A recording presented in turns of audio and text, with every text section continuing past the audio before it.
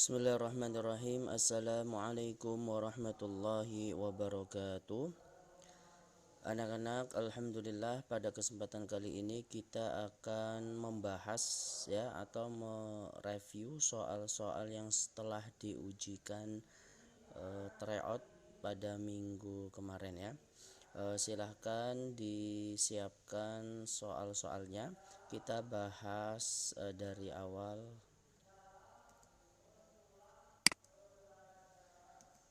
Ya. Perhatikan Quran surah Al-Anfal ayat 11 di bawah ini. Wa yunazzilu 'alaikum minas sama'i ma'al yutahhirukum. Berdasarkan ayat di atas, pernyataan yang tepat adalah wa yunazzilu, dan Allah telah menurunkan 'alaikum kepadamu minas sama'i dari langit ma'an air. Artinya di sini air hujan ya. Liyutahhirukum, untuk kamu bersuci. Maka jawaban yang benar adalah A. Ya, Allah menurunkan air hujan untuk bersuci.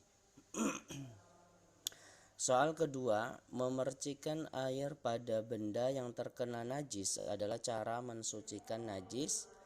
C ya, mukhaffafah ya. Kalau mutawassithah kemudian ainiyah, ini cara mensucikannya dengan dialirkan air. Sedangkan mughalazah yang D dengan membasuhnya 7 kali, dan di salah satu dari 7 kali itu dengan tanah atau debu ya. Jadi jawaban yang paling tepat adalah yang C. Berdasarkan pernyataan di atas yang termasuk syarat sah sholat ditunjukkan pada nomor D ya, 2 dan 4, suci dari hadas dan menutup aurat. Adapun Islam dan berakal ini termasuk ke dalam syarat wajib, bukan syarat sah. Soal nomor 4. Ahmad melakukan perjalanan dari Jakarta ke Lampung. Pada waktu sholat zuhur, Ahmad melaksanakan sholat zuhur 2 rakaat.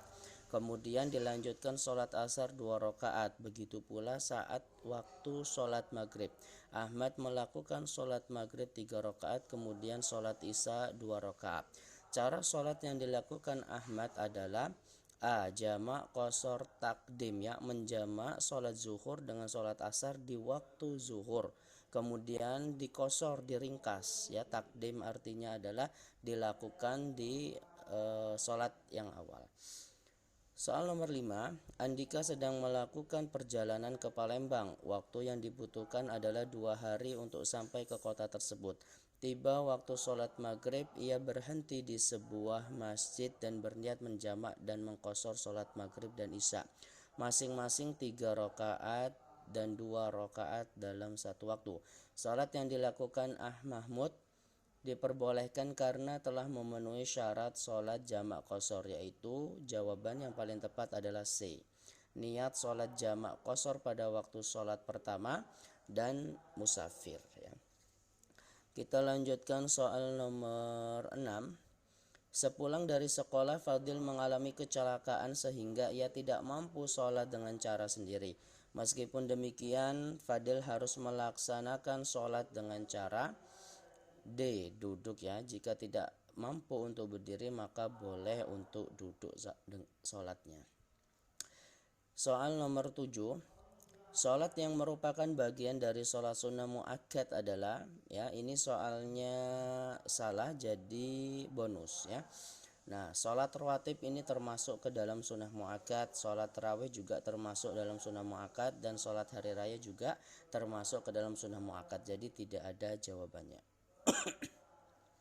Soal ke-8, Siti melakukan sholat zuhur pada rakaat kedua. Setelah sujud, dia langsung berdiri melanjutkan rakaat ketiga. Setelah rakaat yang keempat, dia langsung berdiri lagi dengan gerakan 1 rakaat lagi. Setelah duduk tasyahud akhir, dia melakukan sujud sahwi. Berdasarkan kasus tersebut, Siti melakukan sujud sahwi karena C ya, jawaban yang paling tepat. Lupa tasyahud awal, ragu rakaat keempat sudah dilakukan atau belum. Soal nomor 9, Umar melaksanakan sholat asar di rumahnya. Pada rakaat kedua, ia lupa tidak duduk tahiyat awal. Sebelum salam, ia teringat kemudian melakukan sujud sekali. Sujud yang dilakukan Umar disebut sujud sujud sahwi ya. Kemudian sujud yang dilakukan karena terhindar dari musibah disebut dengan sujud syukur ya. Sebab sujud syukur adalah terhindar dari musibah, mendapatkan kabar gembira, juga mendapatkan rezeki.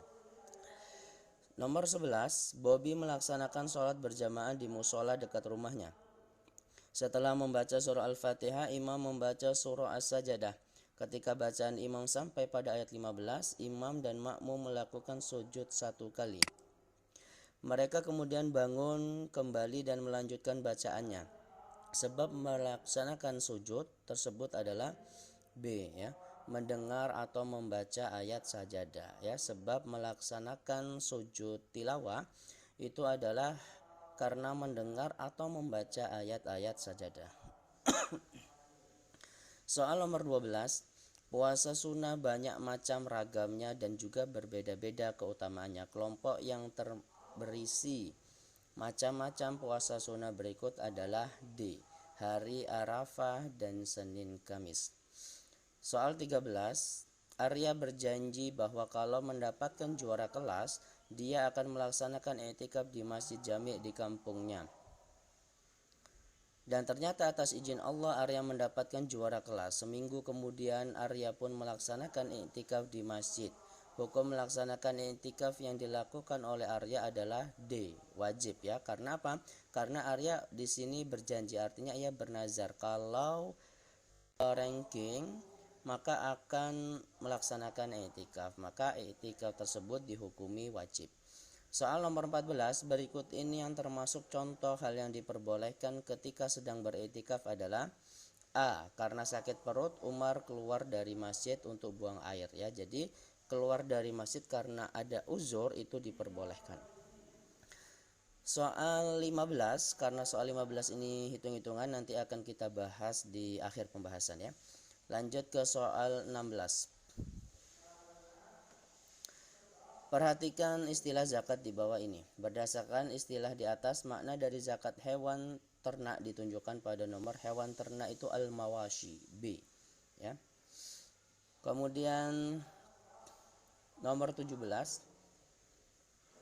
Pak Anton seorang petani padi asal Bandung, ketika panen Pak Rudi mendapatkan 10 ton beras. Karena pengelolaan sawahnya menggunakan air hujan yang tidak membutuhkan biaya, maka Pak Rudi harus mengeluarkan zakat hasil panennya sebanyak. Nah, kita lihat di sini Pak Anton itu menghasilkan 10 ton. Ton ini dikonversikan ke kilogram dulu.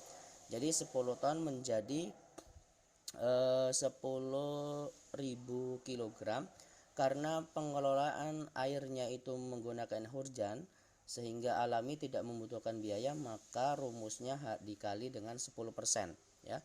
Kalau menggunakan biaya itu dikali dengan 5%. Jadi 10.000 dikali 10/100, maka hasilnya adalah 1000 kg. Jadi zakat yang harus dikeluarkan Pak Anton dari 10 ton ini adalah 1000 kg.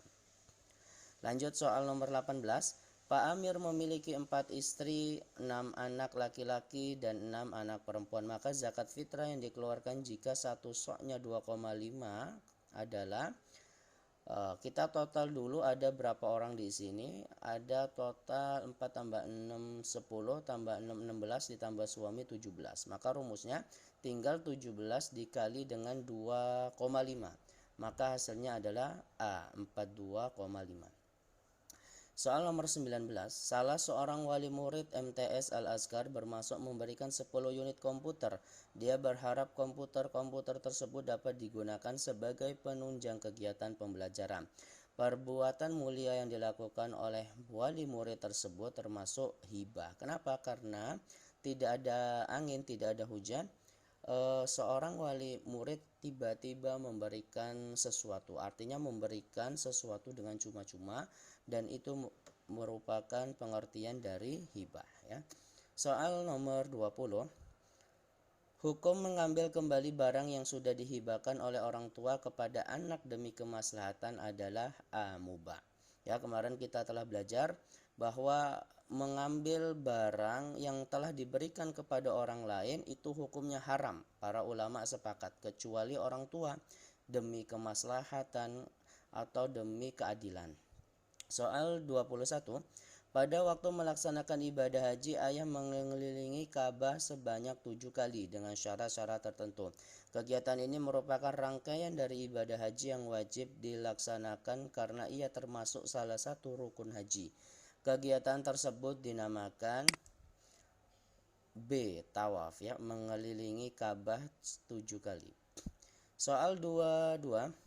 Berikut ini yang merupakan contoh binatang yang tidak perlu disembelih ketika hendak dikonsumsi adalah B. Ikan dan belalang, ya, bangkainya pun halal untuk dimakan. Soal nomor 23. Waktu pelaksanaan penyembelihan hewan kurban merupakan bagian dari penentu sah atau tidaknya ibadah kurban sebagaimana dijelaskan dalam salah satu hadis Rasulullah. Waktu pelaksanaan ibadah kurban adalah ibadah kurban itu disembelih setelah sholat Idul Adha pada tanggal 10 Zulhijjah sampai hari tasyrik selesai, yaitu tanggal 11, 12, 13 sebelum maghrib. Berarti yang paling tepat adalah D. Soal selanjutnya, Pak Naryo sangat bersyukur dikaruniai anak kembar, yakni satu laki-laki dan satu perempuan. Ia berencana akan mengakikahi anak kembarnya pada hari yang utama. Ia juga ingin mengakikahi dirinya sendiri bersama anak kembarnya karena orang tuanya belum mengakikahinya saat ia lahir. Berdasarkan ilustrasi tersebut, jumlah hewan akikah yang disembelih dan waktu pelaksanaan akikah yang utama adalah, kita lihat di sini ada Pak Naryo yang ingin akikah juga. Kemudian satu laki-laki dan satu perempuan. Jadi ada 2 laki-laki dan 1 perempuan. Akikah untuk laki-laki itu 2 kambing, berarti semuanya ada 5. Nah, hari yang paling utama menurut hadis itu adalah hari ke-7. Jika tidak bisa maka hari ke-14, jika tidak bisa hari ke-20 atau 21. Maka jawaban yang paling tepat yaitu B. 5 ekor kambing pada hari ke-7 kelahiran anak kembarnya.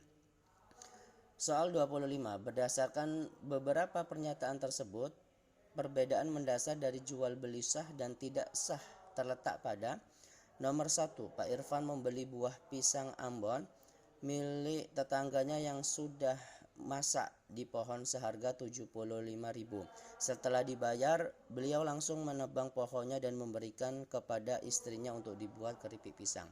Nomor 2, Pak Rudi membeli padi milik saudaranya masih berusia 1 bulan. Masih hijau dan belum layak panen. Ia memiliki hal itu agar pihak lain tidak membeli padi itu. Kalau kita lihat dari 2 contoh ini, maka contoh ini perbedaannya terletak ke dalam kejelasan barang. Yang satu sudah jelas, ya, sudah bisa dipanen, bisa dimakan, sehingga sudah jelas buahnya. Sedangkan yang kedua baru 1 bulan sehingga tidak jelas apakah nanti hasilnya akan menguntungkan atau rugi. Jadi dari 2 contoh ini yang paling tepat adalah kejelasan barang untuk diserah terimakan. Soal 26. Koko membeli handphone di toko seluler. Untuk menjamin kualitas barang tersebut, pihak toko memberi garansi selama setahun. Hal ini termasuk khiyar aibi, yaitu khiyar cacat, ya. Jadi ketika membeli barang tersebut kemudian dibawa pulang, kalau ada cacat atau rusak maka boleh dikembalikan, yaitu khiyar aibi. 27. Hadis tersebut merupakan dalil yang terkait dengan riba. Kullu qardin jarron manfaatan fahuwa riba. Ini tentang riba qard, ya, riba utang piutang. Soal nomor 28. Setiap datang hari raya Idul Fitri sudah menjadi kebiasaan masyarakat membagi-bagikan uang kepada anak-anak kecil. Untuk maksud itu, Jalal ingin menukarkan uangnya sebesar 1 juta dengan pecahan uang 5.000 kepada Rahmat. Setelah ditukarkan, Jalal mendapatkan pecahan uang 5.000 sebanyak 190 lembar dari Rahmat. Perbuatan yang dilakukan Rahmat merupakan contoh riba B, kordi, ya. Karena ia menukarkan kemudian tidak sebesar apa yang ia tukarkan sehingga ada lebih bagi yang menerima. Nah, itu riba. Soal nomor 29, Naura menimba ilmu di MTS Al-Amanah. Ia tinggal di ma'had yang disediakan oleh madrasah bersama teman-teman satu kelasnya. Ia memiliki seorang teman akrab yang bernama Mufidah. Pada suatu hari ia memakai kerudung milik Mufidah tanpa izin pemiliknya. Hukum pinjam-meminjam sesuai ilustrasi tersebut adalah haram. Kenapa? Karena tidak meminjam tanpa izin pemiliknya. Soal nomor 30, pengertian ijarah yang paling tepat di bawah ini adalah B. Transaksi atau suatu pekerjaan yang dinyatakan dalam bentuk upah sebagai imbalan atau jasa yang sudah dilakukan. Soal nomor 31, berikut ini jenazah yang tidak wajib dirawat seperti jenazah muslim lainnya adalah D. Berperang fisabilillah, itu tidak perlu dimandikan ataupun disolatkan.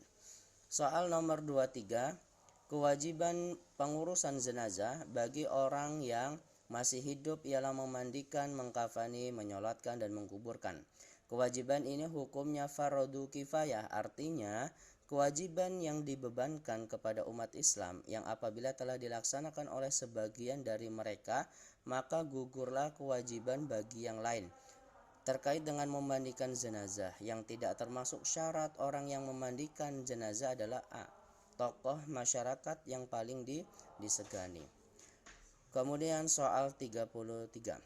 Bu Mahmudah meninggal dunia di rumah sakit umum daerah, ya. Ia meninggalkan ahli waris yang terdiri dari suami, 2 orang anak perempuan, bapak dan ibu. Maka bagian suami adalah 1/4. Kenapa? Karena ada anak. Kalau tidak anak, itu bagiannya 1/2. Soal 34 dan 35 nanti kita akan bahas di akhir, ya. Soal esai, tuliskan syarat dan ketentuan bersuci dengan selain air, ya.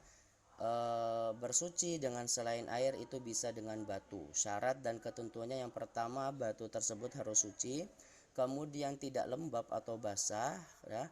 Kemudian memiliki 3 sisi atau dengan menggunakan 3 batu, ya. Yang jawab seperti itu dibenarkan.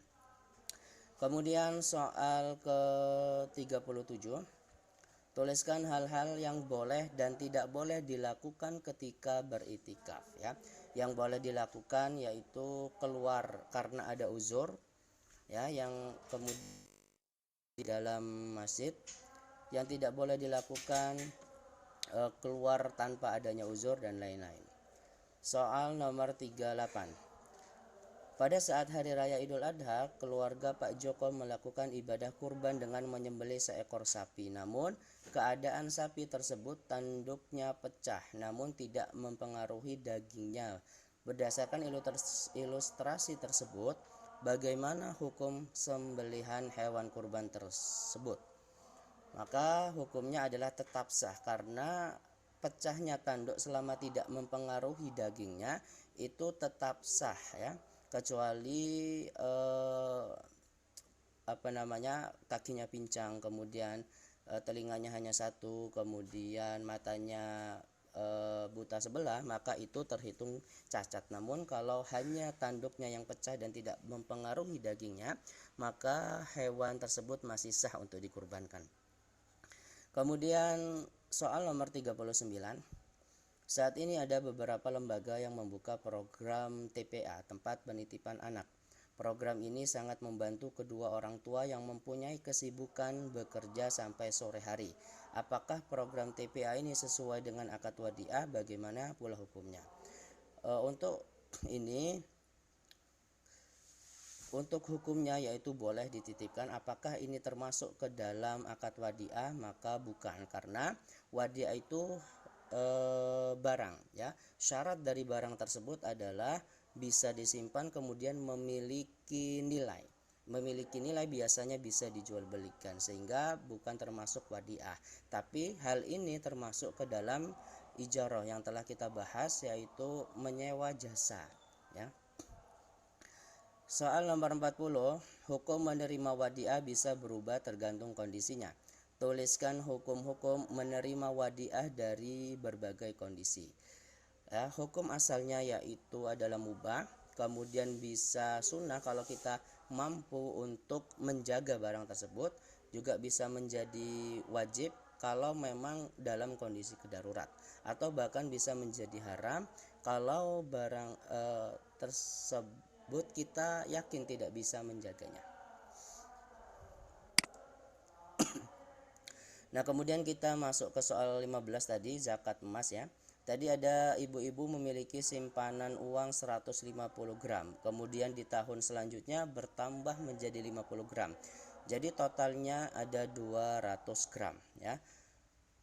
Nah, caranya yaitu 200 gram dikali 2,5 ya. Rumusnya 2,5 per 100. Maka ketemunya adalah 5 gram. Jadi ibu tersebut harus mengeluarkan zakat emasnya sebesar 5 gram. Karena yang ditanyakan ini dengan harga dan disebutkan harganya 1 gram itu 1 juta, maka tinggal 5 gram dikali 1 juta. Maka yang dikeluarkan zakatnya itu adalah 5 juta. Kemudian soal ke-34, seseorang meninggal dunia, ahli warisnya yaitu istri, anak laki-laki dan ibu. Berapa yang ditanyakan bagian ibu ya? Istri bagiannya 1/8, anak laki-laki asobah, ibu 1/6 karena ada anak laki-laki. Maka KPK-nya berapa? KPK-nya 24 ya. Kemudian 24 ini dibagi 8 dikali 1 3. Kemudian 24 dibagi 6 itu 4 ya. Maka hasilnya 7. Maka sisa dari 24 adalah 17. Maka 17 ini dikasihkan ke laki-laki ya sebagai asobah.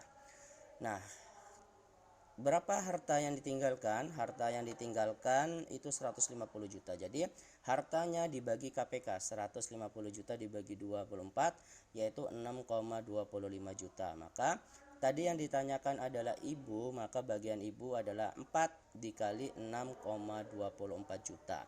Maka hasilnya 25 juta.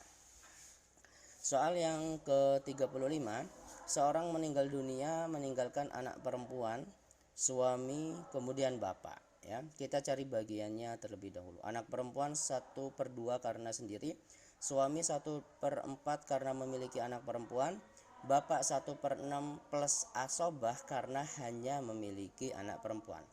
KPK-nya berapa? KPK dari 2, 4 dan 6 yaitu 12. Kemudian 12 bagi 2 6, 12 bagi 4 3, 12 bagi 6 2. Maka hasilnya 11. Maka sisanya adalah 1 dikasihkan ke bapak ya. Karena bagian bapak 1/6 plus asobah. Nah, hartanya 180 juta. Kemudian 180 juta ini dibagi KPK-nya agar mudah untuk menghitung. Maka ketemulah 15 juta. Yang ditanya anak perempuan. Maka bagian anak perempuan adalah 6 kali 15 juta, hasilnya 90 juta. Ya, semoga dapat dipahami, mohon untuk dipelajari bagi yang belajar dari rumah. Ya, Ustaz akhiri, assalamualaikum warahmatullahi wabarakatuh.